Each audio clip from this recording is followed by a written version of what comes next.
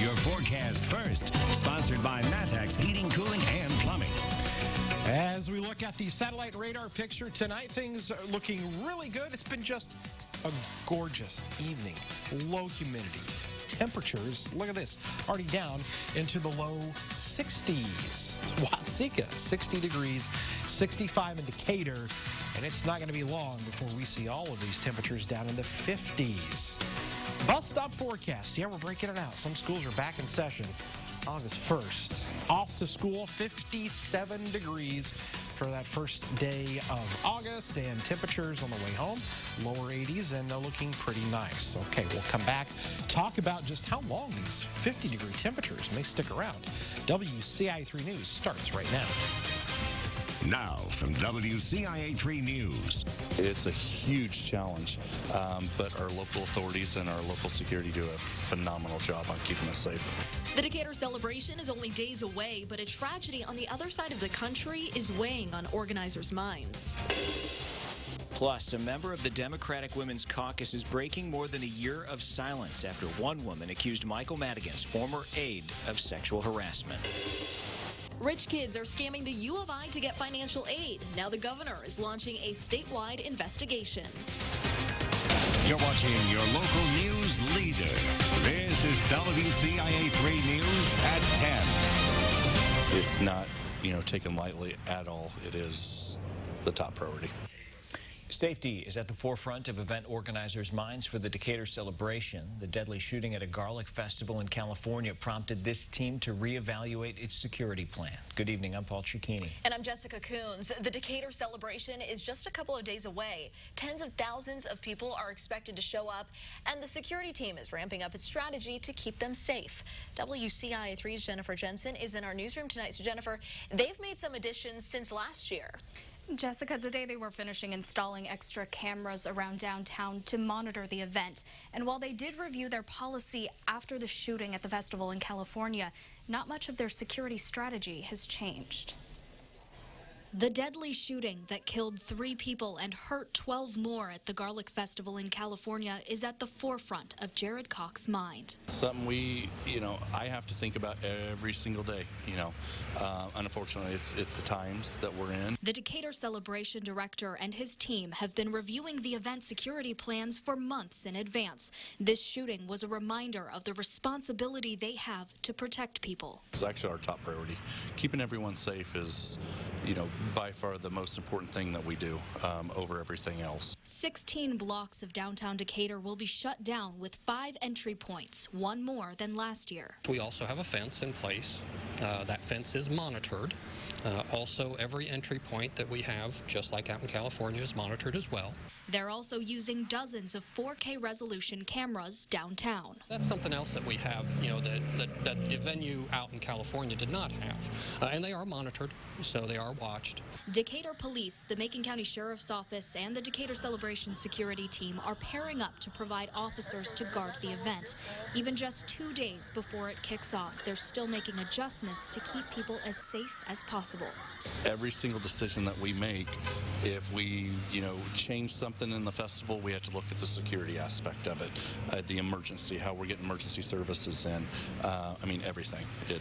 It's huge. While the team wants to reassure people of their safety at the event, they also have a friendly reminder. I hope everybody comes down here and have a wonderful time.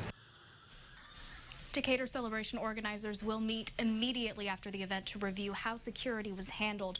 They'll go over statistics of any arrests, fights, lost kids, and other incidents, and then they'll come up with new ideas on how to improve for next year. In the newsroom, I'm Jennifer Jensen, WCIA 3, your local news leader. Jennifer, thank you. The Urbana Walmart was evacuated after a bomb threat this afternoon. It turned out to be a hoax. Police shut down entrances to the parking lot and brought in a bomb-sniffing dog. Nothing was found and no one was hurt. People were let back in just after 5 o'clock. No word yet on where the call came from. We have a follow-up from Sangamon County. Police found a man wanted for murder. The sheriff's office says U.S. Marshals arrested Corey Cathy in Las Vegas. He was wanted for shooting and killing Miranda Goddard in Grandview earlier this week. Cathy will be extradited to Illinois. We have an update on a man charged with murdering his girlfriend in Shelby County. Devin Barger pleaded not guilty. Police say he shot his girlfriend, 22-year-old Samantha Cushing, in the face with a shotgun. She was pregnant. He then led law enforcement on a cross-county chase with their 3-year-old daughter in the car.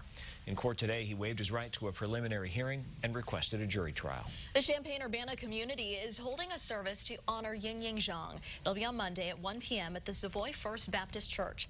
The service is for her family before they return to China. Zhang was killed by Brent Christensen 2 years ago. She was a visiting Chinese scholar at the U of I. Christensen was sentenced to life in prison 2 weeks ago for her murder. People in central Illinois are remembering a drag performer who encouraged literacy while teaching children to be comfortable in their own skin. Gigi Mayonnaise was part of Drag Queen Story Hours in places like Danville and Champaign. It's an event where drag queens read stories and do crafts.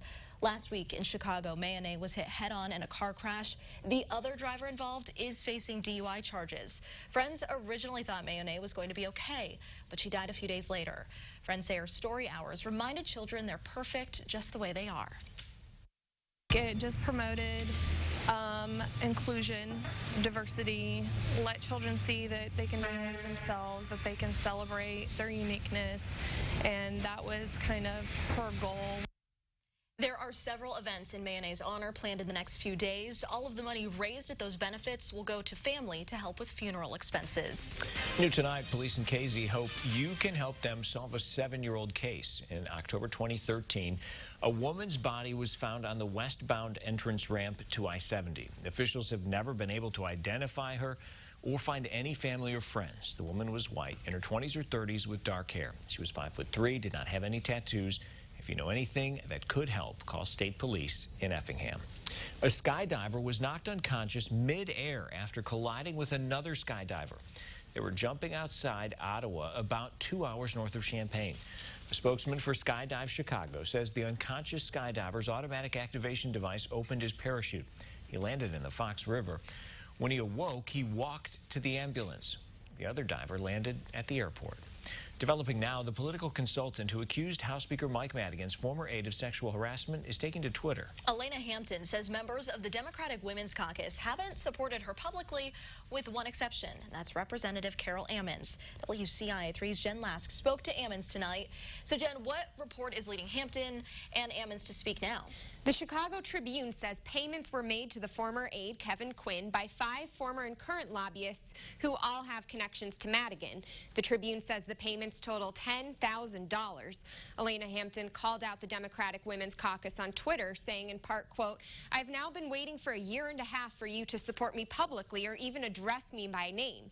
The caucus itself didn't respond, but State Representative Carol Ammons, the vice chair, told Playbook in part, quote, "Her determination gives other women hope for a future where these kinds of incidents are uncommon and eventually non-existent." Tonight, I asked Ammons why she decided to speak now. It's important for us, again, to continue to state that women should have a fair hearing, a fair shot to tell their story, to be heard, and that there's adjudication in the matter. And this case is going forward, and we will see what the judge's ruling is in the matter of Ms. Hampton. I asked Ammons if she was speaking on behalf of the caucus, and she said she was speaking for herself. Quinn was fired, and Madigan called Hampton courageous for coming forward, but Hampton says she has since faced retaliation. Last spring, she sued Madigan's political committee and the state Democratic Party for that retaliation. The case is still in court. Back to you. All right, Jen, thanks so much. We caught up with Ammons at a forum in Champaign tonight. It was about the process of legalizing recreational marijuana. The law goes into effect January 1st. Ammons says this law was one of the most complicated bills she's worked on. That's because there were so many stakeholders and issues to address, including taxes, zoning, law enforcement, and education, all talked about tonight. The business side of things and the regulation side of things, and then also some actions that you can do and you can't do. The next topic for CU Speaks will be Illinois Commitment. It's a U of I plan to cover tuition and fees for qualifying in-state students. That listening session is scheduled for August 14th. Now for a follow-up on financial aid scandal at the U of I. Governor Pritzker called for an investigation. Wealthy parents are giving up guardianship of their kids so they can qualify for significantly more financial aid. Pritzker worked this past session to increase the number of need-based financial aid scholarships awarded in the state. He wants to make sure they go to the right people. and we want it to go to the students who are most in need, not to people who are defrauding the system. So we need to look into it to make sure that we're identifying people that are doing this, calling it out, and making sure we're preventing it from happening in the future. Pritzker says after identifying the people who are doing it, he then wants to figure out how prevalent and widespread the problem is in Illinois. We have an update from Goodwill. 12 workers with disabilities are officially back on the job. This comes after thousands of you protested the company's decision to stop paying them. We told you about Nick Braun earlier this month. He and 11 other workers received back pay for the time they missed when the nonprofit laid them off. Donations dipped during that time. Braun says he hopes that changes. Today, he was welcomed back by customers and coworkers. They were giving me hugs and telling me thank you and all this and that. They were just happy that they got their jobs back, and they were thanking me and saying what a hero I am. So, you know, I was glad to do that for them. The president of the local chain of thrift stores who defended the decision to fire those workers is out of her job. An interim president took her place. Lawmakers still want to know more about how much the organization pays workers with disabilities and how much it pays executives. Today was the deadline for developers to get their plans in for building a casino in Danville. 7 are interested. A committee will narrow the number down after interviews, and there will be a public hearing plus more meetings before city council votes. One alderman says the casino could be up and running by 2022. Back to school means shopping, and that cost can add up quickly for teachers. We'll tell you how you can help. Plus, they travel from other countries to get here. How one center is making sure immigrants know they're welcome. And the Eastern Illinois football team has been busy this summer, but it's not because of practice. What they've been doing every week instead.